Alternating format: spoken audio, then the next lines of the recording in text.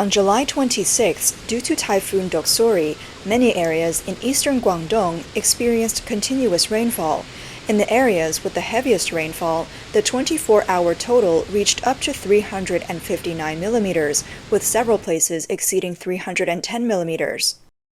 In Chaozhou City, flooding has already occurred and heavy rain is still continuing, causing significant water accumulation. Streets such as Chaozhou Avenue, Xingyang Intersection, and Zhenggong West Road in Chao'an District are severely flooded. Some vehicles are stuck in the water, with the water level almost reaching the roofs of the cars, and many buildings are largely submerged. Around 6:40 p.m. on July 26, under the influence of the outer spiral cloud bands of Typhoon Doksuri, Xiangshan Village in Chaozhou experienced a wind disaster. On-site investigation showed that trees were knocked down and broken. The Guangdong Meteorological Observatory, Chaozhou Meteorological Bureau, and Foshan Tornado Research Center determined that this tornado was of moderate intensity, equivalent to an EF1 on the International Fujian scale. This is a hospital in Chaozhou that has been flooded. You can see severe water accumulation inside and outside the hospital. Locals mockingly said, "Give it more time. The rain and sewage diversion project is not yet finished. Once it's done, the whole city will have a unified drainage system. And then it won't just flood one place, it'll flood everywhere." The rain and sewage diversion project they mentioned here refers to Chaozhou's Fengjiang River National Examination Section Urban Sewage Pipe Network Renovation Project, with an investment of 3.14 billion yuan. Sohu News reported on January 11, 2024, that as of December 30, 2023, the urban sewage pipe network of Chaozhou's Fengjiang River has been fully completed, and the household rain and sewage diversion pipe network has been fully renovated, almost ready for final acceptance. The total estimated investment for this project is 3.14 billion yuan, focusing on constructing approximately 952 kilometers of urban sewage pipe network in Chaozhou and simultaneously renovating about 607 kilometers of supporting household rain and sewage diversion pipeline. According to the data, the water quality of the Fengjiang River has now reached the Class V standard, showing major progress in cleaning up the river. Locals said, "Isn't the rain and sewage diversion supposed to handle the situation? Obviously, it's not working as it should. It wasn't like this before the drainage was fixed. Who knows if the 3 billion yuan has been embezzled? Thanks to the government's strong management, people's lives have improved. Every household now has its own swimming pool." On the evening of July 24th, before Typhoon Doksuri approached, a strange phenomenon appeared in the sky over Guangdong. The entire sky turned blood red, then purple. It looked stunning, yet eerie. Some called it the sunset of the century, but people said that at that moment, sitting at home and looking out the window, the blood-red sky was extremely terrifying, as if the end of the world had arrived. Typhoon Doksuri, the third typhoon of the year, made landfall in Taiwan and the coastal areas of Fujian on July 25th, becoming the strongest typhoon to hit Taiwan and China this year. After making landfall in Taiwan, Doksuri brought strong winds and heavy rain, causing casualties and turning Kaohsiung City into a vast ocean due to the backflow of seawater. On July 25th, Doksuri landed in Fujian and continued to bring heavy wind and rain to Zhejiang, Guangdong, and other places. It will continue to move inland, and although its intensity will weaken, the wind and rain still have a significant impact. Around 9:50 a.m. on July 25th, Typhoon Doksuri landed along the east coast of Xiuyu District, Putian, Fujian, with the maximum wind force near the center reaching level 12. According to the Fujian Flood Control Office, as of 6 a.m. on July 26, Doksuri had affected 600 people across 59 counties in 7 cities in Fujian, with 291,800 people evacuated from dangerous areas. Due to Typhoon Doksuri, many places in Fujian experienced heavy rainfall. According to meteorological data, from 6 a.m. on July 24th to 6 a.m. on July 26th, 15 counties in Fujian recorded over 250 millimeters of accumulated rainfall, with 9 counties recording over 400 millimeters, the highest being 512.8 millimeters in Zhongfang Town, Luoyuan. The highest hourly rainfall was 85.9 millimeters in Chaodong Town, Zhao'an. Strong winds and heavy rain are shown in the video. The typhoon made it hard for people to stand, and large trucks were overturned by the wind. The reporter had to use a safety rope and take a stable stance to stay steady on the seawall. In Fuzhou's Guling, there were level 13 winds, causing the suspension of several bus routes. On July 26, due to the heavy rain brought by Typhoon Doksuri, a few hundred meters of a road in Shangan Town, Minho County, Fujian Province, were submerged. This caused vehicles to stall in the water, and some shops along the street were forced to close. The video shows the entire street flooded. According to local villagers, the water was waist-deep in the deepest areas. A nearby minivan had its wheels completely submerged. Many items were floating on the water surface, including goods from shops. A female resident said, "Look at these cars. They have all been overturned, and everything in the back has been flooded." This street is an important commercial area lined with grocery stores. Many items were soaked and ruined. Residents in the vicinity waded through the water to get around.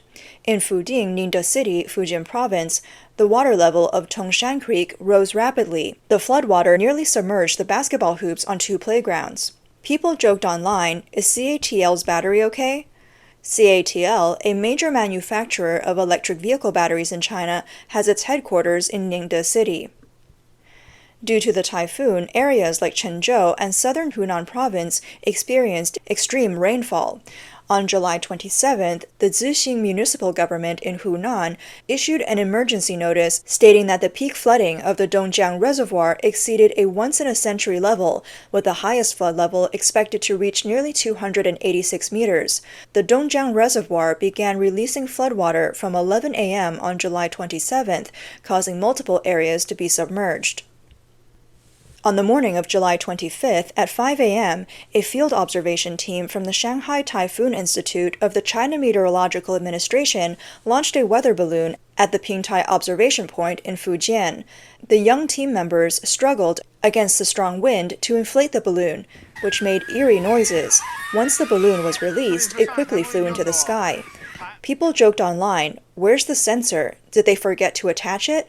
Does the balloon do the detecting on its own?" In Shenzhen, after the typhoon passed, the scene was chaotic. The video shows many large trees fallen by the roadside, with cars crushed underneath them. People commented, "Now I understand what it means to be uprooted." Many cars parked by the road were hit. Car owners stood helplessly next to their vehicles. On July 26, as the typhoon approached Jingshan in Zhejiang, it stirred up huge waves. The typhoon brought strong winds and heavy rain to many areas. Previously, Zhejiang had been experiencing continuous high temperatures. According to local meteorological reports, temperatures in central and northern Zhejiang are expected to reach 40 degrees Celsius, 104 degrees Fahrenheit, again in the coming days. Southern China, after the flooding, is now facing another round of extreme heat. The scorching weather is unbearable for the residents. On July 19th, a large area in southern China experienced extreme heat, with some parts of the Yangtze River Delta reaching over 40 degrees Celsius. In many places in Jiangsu, Zhejiang, and Shanghai, the perceived temperature was between 40 to 50 degrees Celsius. The Pearl River Delta was also scorching hot. In Hunan and Hubei, temperatures continue to rise, with Changsha breaking historical records for high temperatures. In Jiangxi, the heat wave persisted with temperatures reaching 36 to 38 degrees Celsius, and some areas hitting 39 to 40 degrees Celsius. People joked online that they had turned into roasted geese. The extreme weather, including heavy rain and hail, continuously tested people's patience. On July 26, Typhoon Doksuri entered Jiangxi, bringing strong winds and heavy rain. Many people said they hoped for the typhoon to come cool things down, but were also afraid of its destructive power. On July 27th, the urban area of Ganzhou in Jiangxi turned into a vast ocean due to the flooding. In Hubei, the high temperatures continued. People commented that even the bedding left out in the sun felt like it was about to catch fire. Stepping out for 5 minutes resulted in sweating for 2 hours, and even the wind felt hot. Some said that the asphalt on the roads melted, causing shoes to stick. In Wuhan, people reported that the seats on shared bikes reached 85.2 degrees Celsius. People joked that if you sat on these bikes, you would become grilled meat, and to bring a bottle of cumin with you to enjoy the full barbecue experience. On the morning of July 24th, Hubei issued 44 high-temperature red alerts. Despite the extreme heat, workers continued their jobs. They said they had to work hard to ensure a better life. A worker on the 31st floor of a construction site said he brought his wife to work with him to earn more money. Despite the hardships now, he believed their life would be better in the future. Another worker from Yunmeng, Hubei, said he had 2 children, with another about to be born. So he wanted to work more hours to earn more money and provide a better life for his family. According to China's labor protection laws, outdoor work should stop when temperatures exceed 40 degrees Celsius. However, people in Wuhan joked that no matter how hot it got, the weather forecasts always reported at 39 degrees Celsius. The temperature in Wuhan is always reported as 39 degrees. Even if the sun falls right on your face, it will still be 39 degrees because that's just how hot Wuhan's sun is. I seriously doubt the weather forecast. Every day they report 39 degrees, 39 degrees. They're not reporting the weather, they're reporting body temperature. The problem is, the weather announcer himself is probably at 39 degrees today. He doesn't even know the actual temperature. When people ask him how hot it is, he just says 39 degrees. So, I need to remind friends from other places that Wuhan's 39 degrees is different from your 39 degrees. When they say it's 39 degrees here, it's like it's melting you from the inside out. People questioned the accuracy of the temperature reports, saying it felt much hotter than reported. In response, the Hubei weather authorities explained that temperature measurements follow a standard, and water, ground, and car temperatures do not equate to air temperature. On July 27th, Typhoon Doksuri entered eastern Hubei, bringing strong winds and heavy rain. While the typhoon raged, floods continued to affect many parts of China, moving from east to west and from south to north. People commented that it seemed like the water gods were not sparing any part of China this year. On July 25th, a sudden mudslide occurred in Hailuoguo, Sichuan, causing massive waves of floodwater. In the video, you can hear someone shouting, "Run, run, the flood is coming." It was reported that 288 people were urgently evacuated from the area. On July 24th, heavy rain in Fujian, Gansu, caused rivers to surge, destroying a temporary bridge in Liuling town. The video shows the immense force of the floodwaters instantly sweeping away the bridge. In Shangde town, Wenchuan County, Gansu province, a video shows what appears to be a small school. Possibly a teacher is shouting, "Run, run," as he and several children flee from a rocky mudslide. On July 24th, at 6:20 p.m., a mudslide occurred in Linjiang City, Jilin Province. Linjiang City's deputy mayor and police chief and his team were headed to the site for flood rescue when the road suddenly collapsed. 2 vehicles were trapped, with the police chief's vehicle falling into the river and another vehicle falling off the collapsed road section. The Linjiang City government confirmed that the deputy mayor, the police chief, and a police officer went missing. On July 26, Shenyang experienced its heaviest rainfall in 73 years, turning the city into a sea. However, this was not due to Typhoon Doksuri, which is forecasted to affect Liaoning on July 28th. The Liaoning Meteorological Department predicted that from the early morning of July 28th to 30th, most areas in Liaoning would receive 100 to 200 meters of rainfall, with some areas receiving 200 to 300 millimeters. During this period, maximum gusts on land and sea could reach levels 9 to 11. Since the beginning of 2024, China has faced an unending cycle of droughts, floods, heat waves, heavy rains, and typhoons. Some people wrote about their experiences, saying that one might wake up in a guest house in Guizhou to find the river rising to the 3rd floor, or a tornado suddenly darkening the sky in Shandong, hurling a refrigerator 100 meters away. Others described encountering mudslides, landslides, or flash floods during a summer trip in western Sichuan, turning a vacation into a survival ordeal. On July 14th, China's Ministry of Water Resources held a press conference, stating that since the flood season began, 20 numbered floods have occurred in multiple river basins. They predicted that from July 16th to August 15th, floods could occur in all 7 major river basins. Rescue volunteers reported that extreme weather is no longer just a topic for international discussions or media coverage. They heard farmers talk about changing farming practices. Previously, the rainy season began after harvesting corn, but now it starts during the harvest. Fruit trees used to be planted at the foot of mountains, but now they need to be planted higher up because the lower areas are too hot. The entire ecosystem has changed drastically.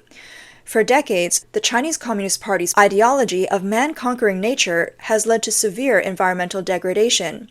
They built dams on large rivers, constructed houses on fertile lands, cut down forests, and converted lakes into farmland. These actions, which go against natural laws, have caused immense suffering for the Chinese people. As of July 27th, the floodwaters in Tuanzhou, Dongting Lake, Hunan have not fully receded. The exposed buildings are left in ruins. The suffering of the people in the lake areas today is a direct result of the CCP's policy of converting lakes into farmland. This policy involves converting shallow water and swamps into farmland. Overharvesting of the lake's natural resources destroys their ecosystems and diminishes their flood storage capacity. Since the 1960s, large-scale reclamation of lakes such as Hong Lake, Poyang Lake, Dongting Lake, and Dianchi Lake has exacerbated the deterioration of the ecological environment. The breach in Dongting Lake's dike has been closed, and people are celebrating. However, many are unaware of the hidden dangers behind this breach. First, from the map, we could see that this dike was created decades ago to convert land for agriculture, an action that goes against natural laws. This has now become a hidden danger. In the past 20 years, the dike has breached 3 times, causing losses hundreds or even thousands of times greater than the agricultural income it was supposed to protect. Should we consider abandoning such practices today? Second, the breach this time was at a section of the dike undergoing repairs, with the repair costs allegedly reaching 8.7 billion yuan. There are countless similar costly and labor-intensive water conservancy projects across the country, but what real benefits do they bring? Are they just meant to last for 3 to 5 years? The enormous financial loss to the state and the immense loss of life and property are incalculable. Third, the reason for this breach is a minor administrative oversight. Local officials delayed reporting the issue. But it's not entirely their fault. They know that maintaining these agricultural projects is inherently risky.